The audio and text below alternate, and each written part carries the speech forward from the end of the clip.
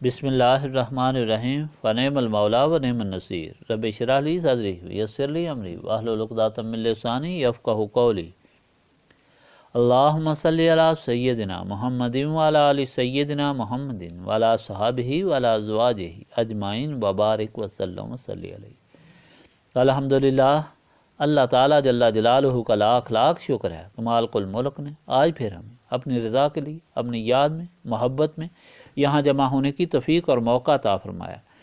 لاکھوں اور کروڑوں درود اور سلام سرور انبیاء حبیب خدا حضرت محمد مصطفیٰ صلی اللہ علیہ وآلہ وسلم پر، جن کے فعلی کرم ہوا۔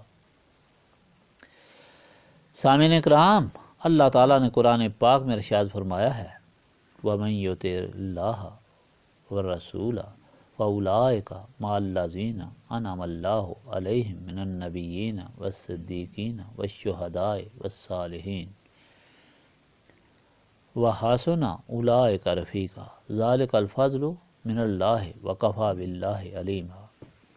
اور جو کوئی حکم مانے اللہ تعالیٰ اور اس کے رسول صلی اللہ علیہ وآلہ وسلم کا تو وہ ان کے ساتھ ہیں جن پر اللہ تعالیٰ نے انعام کیا کہ وہ نبی، صدیق، شہید اور نیک بخت ہیں، اور اچھی ہے ان کی رفاقت۔ یہ فضل ہے اللہ تعالیٰ کی طرف سے، اور اللہ تعالیٰ کافی ہے جاننے والا۔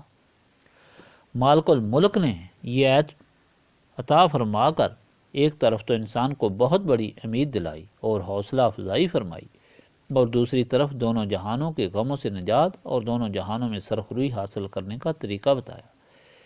انسان کے دل میں خیال ہو سکتا ہے کہ میں کتنا کمزور ہوں، عبادت سے قاصر ہوں، یا اللہ سے غافل ہوں، اور کم مائگی کی وجہ سے نجات سے محروم ہوں۔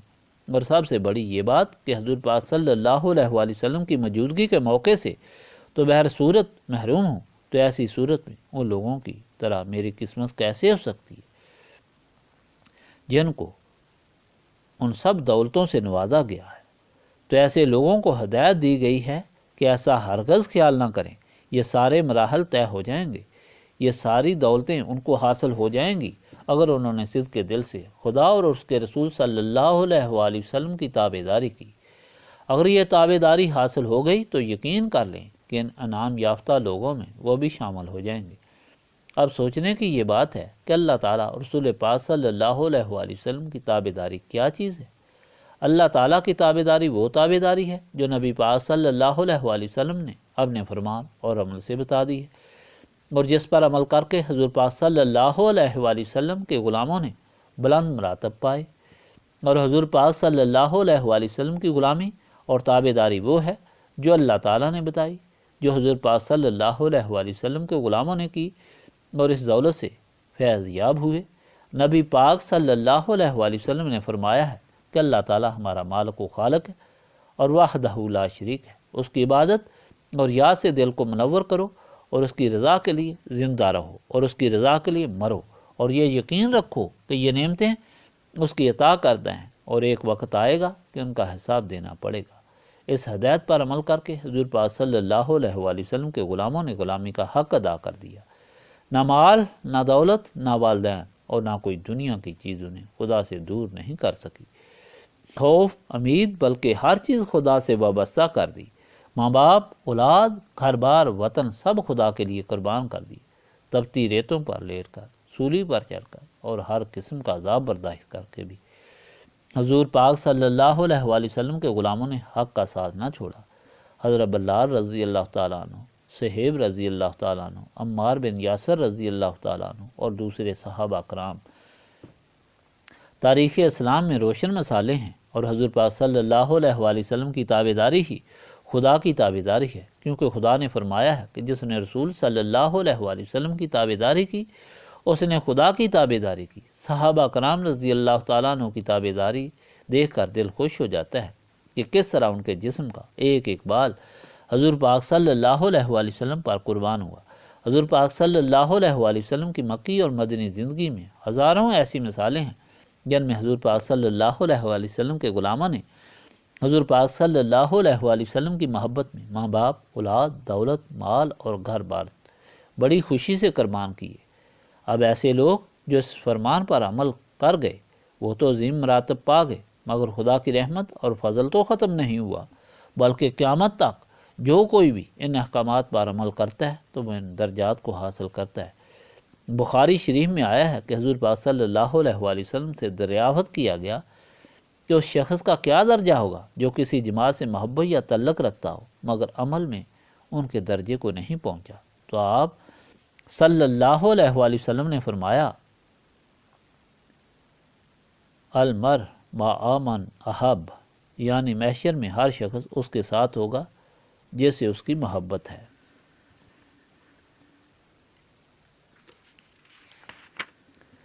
حضرت انس رضی اللہ تعالیٰ عنہ فرماتے ہیں کہ صحابہ کرام کو دنیا میں کسی چیز سے اتنی خوشی نہیں ہوئی جتنی اس حدیث سے ہوئی، کیونکہ اس حدیث نے ان کو بشارت دے دی کہ حضور پاک صلی اللہ علیہ وآلہ وسلم کے ساتھ محبت کرنے والے محشر و جنت میں ان کے ساتھ ہوں گے۔ ایک حبشی حضور پاک صلی اللہ علیہ وآلہ وسلم کی خدمت میں حاضر ہوا اور عرض کی کہ حضور صلی اللہ علیہ وآلہ وسلم آپ ہم سے حسن و صورت اور رنگ میں بھی ممتاز ہیں اور نبوت اور رسالت میں بھی، اگر میں بھی اس چیز پر ایمان لے آؤں جس چیز پر آپ صلی اللہ علیہ وآلہ وسلم ایمان رکھتے ہیں اور وہی عمل کروں تو کیا میں بھی آپ صلی اللہ علیہ وآلہ وسلم کے ساتھ جنت میں داخل ہو سکتا ہوں؟ حضور پاک صلی اللہ علیہ وآلہ وسلم نے فرمایا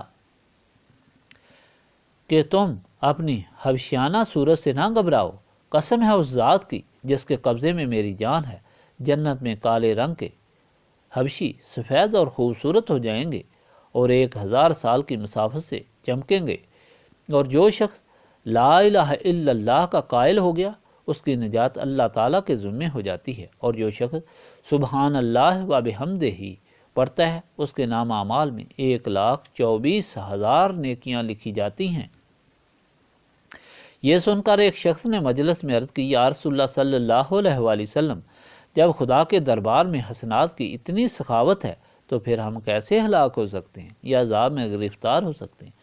آپ صلی اللہ علیہ وآلہ وسلم نے فرمایا کہ یہ بات نہیں، حقیقت یہ ہے کہ بعض آدمی قیامت میں اتنا عمل اور حسنات لے کر آئیں گے کہ اگر ان کو پہاڑ پر رکھ دیا جائے تو پہاڑ بھی ان کا بوجھ نہ اٹھا سکے گا، لیکن ان کے مقابلے میں اللہ تعالیٰ کی نعمتیں جب آتی ہیں اور ان سے موازنہ کیا جاتا ہے تو انسان کا عمل ان کے مقابلے میں ختم ہو جاتا ہے، مگر یہ کہ اللہ تعالیٰ ان کو اپنی رحمت سے نواز دیتا ہے۔ حبشی نے سوال کیا یا رسول اللہ صلی اللہ علیہ وآلہ وسلم، میری آنکھیں ان نعمتوں کو دیکھیں گی جن کو آپ صلی اللہ علیہ وآلہ وسلم کی آنکھیں دیکھیں گی؟ حضور پاک صلی اللہ علیہ وآلہ وسلم نے فرمایا ہاں ضرور۔ یہ سن کر نو مسلم حبشی نے رونا شروع کر دیا، یہاں تک کہ روتے روتے اس نے جان دے دی، اور حضور پاک صلی اللہ علیہ وآلہ وسلم نے اپنے دست مبارک سے اس کی تجہیز و تکفین فرمائی۔ صحابہ یہ ہوا کہ حضور پاک صلی اللہ علیہ وآلہ وسلم کی محبت ہی نجات اور کامیابی کا ذریعہ ہے۔ اس کو ہم کس طرح حاصل کر سکتے ہیں؟ اس کو حاصل کرنے کے لیے ہی یہ مجلس قائم کی گئی ہے کہ نوراد پاک کو پڑھ کر اور حضور پاک صلی اللہ علیہ وآلہ وسلم کا وسیلہ دے کر رب العزت کی بارگاہ میں سوال کریں کہ الہی ہم کو معاف فرما، ہماری کمزوریوں کو درگزر فرما، اور ہم کو اپنی اور اپنے حبیب صلی اللہ علیہ وآلہ وسلم کی سچی غلامی اور محبت عطا فرما، ہمارے دلوں کو روشن فرما اور اس راستے پر چلا جو تیرے انعام یافتہ لوگوں کا راستہ ہے، اور اپنی ناراضگی اور خفگی سے بچا۔ یہی تمنا لے کر ان اوراد پاک کو شروع کریں۔ بسم اللہ الرحمن الرحیم۔ بسم اللہ الرحمن الرحیم۔ بسم اللہ الرحمن الرحیم۔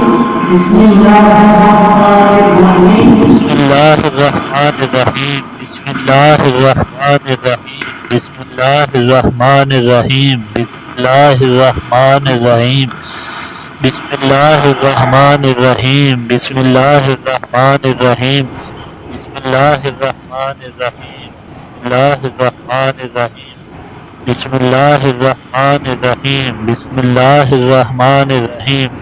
بسم اللہ الرحمن الرحیم۔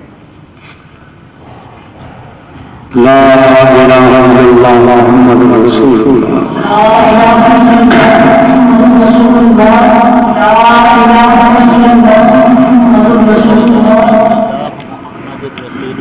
لا الہ الا اللہ محمد رسول اللہ۔ لا الہ الا اللہ محمد الرسول اللہ، لا الہ الا اللہ محمد الرسول اللہ، لا الہ الا اللہ محمد الرسول اللہ، لا الہ الا اللہ محمد الرسول اللہ، لا الہ الا اللہ محمد الرسول اللہ، لا الہ الا اللہ محمد الرسول اللہ، لا الہ الا اللہ محمد الرسول اللہ، لا الہ الا اللہ محمد الرسول اللہ، لا الہ الا اللہ محمد الرسول اللہ، لا الہ الا اللہ محمد الرسول اللہ۔ کلمہ تنجید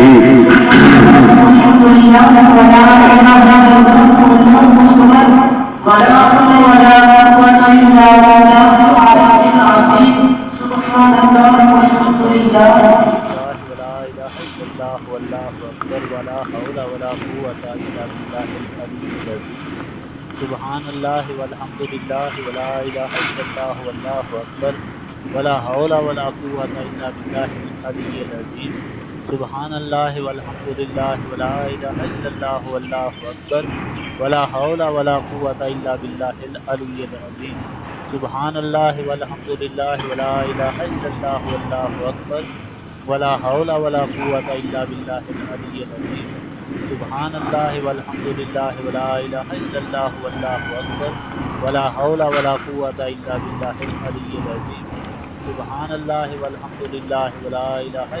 واللہ اکبر ولا حول ولا قوة الا باللہ العلی العظیم۔ سبحان اللہ والحمد للہ ولا الہ الا اللہ واللہ اکبر ولا حول ولا قوة الا باللہ العلی العظیم۔ سبحان اللہ والحمد للہ ولا الہ الا اللہ واللہ اکبر ولا حول ولا قوة الا باللہ العلی العظیم۔ سبحان اللہ والحمد للہ ولا الہ الا اللہ واللہ اکبر ولا حول ولا قوة الا باللہ العلی العظیم۔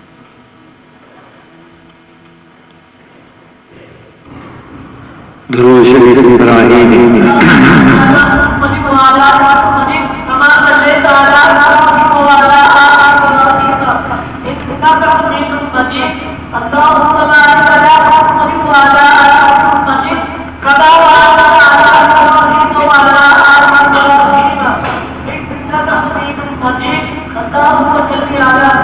اللہم صلی علی محمد وعلی آل محمد کما صلیت علی ابراہیم وعلی آل ابراہیم انک حمید مجید۔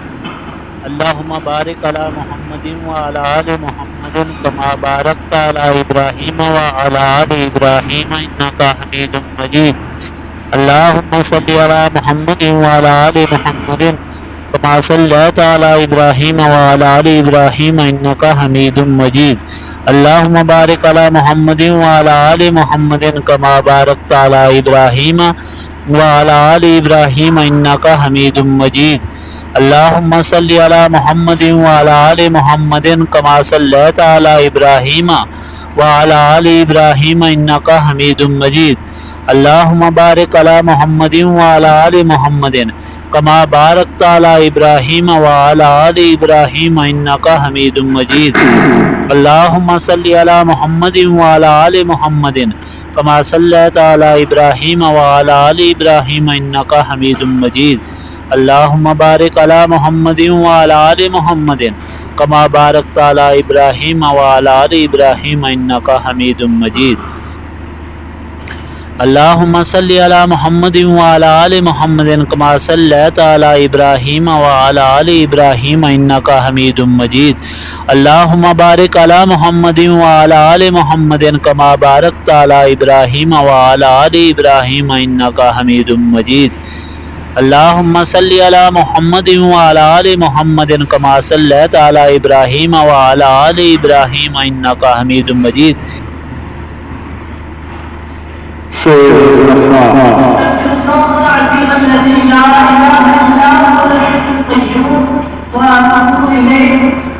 استغفر اللہ العظیم الذی لا الہ الا هو الحی القیوم واتوب الیہ۔